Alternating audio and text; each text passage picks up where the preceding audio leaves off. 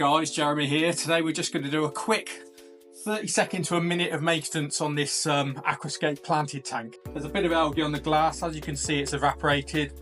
The filter's dragging in a bit of air as well. I can hear it slurping, so we want to sort that. So I'm just going to start by wiping the algae. That's the first thing after checking the fish. Just going to use an algae magnet, also known as an algae scraper or a magnet scraper. Dead easy. Got to select the right one for the glass thickness. So this glass is 10mm, so we've just got a kind of a medium sized algae magnet. This one's got a blade with it as well, so blades are good for kind of stubborn algae, and it's reversible as well, so it's got like a velcro pad on the opposite side just for soft stuff, and then as I say, I use the blade for the stubborn stuff. Just hover it over the soil. Soil's quite light, so I don't want to disturb it too much because it's just going to make a mess and cloud the water. So I'm just going left to right, top to bottom. And if this was normal gravel in the tank, I'd be really careful not to get any gravel between the two magnets because they're going to scratch the glass.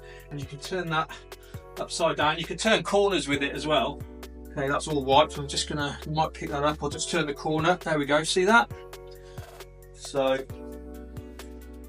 simple as that. Dechlorinator. That's Swell dechlorinator. Just going to put a capful into this bucket on the floor. So every time we remove some water, every time we replace some, every time we top up, if we're using tap water, you've got to use a dechlorinator because there's chlorine in the tap water. The chlorine's bad for the fish and it's bad for the beneficial filter bacteria. So put a dechlorinator in always. It's dead easy. Normally it's about a capful per bucket, but always read the instructions. Slosh it about. You can overdo it a little bit as well. It doesn't matter. You can overdose it. And then we're just going to pour it in like so. I'm going to pour it, that's handy. I'm pouring it onto this rock. If I pour it straight onto soil, the force of the water is probably just going to move the soil.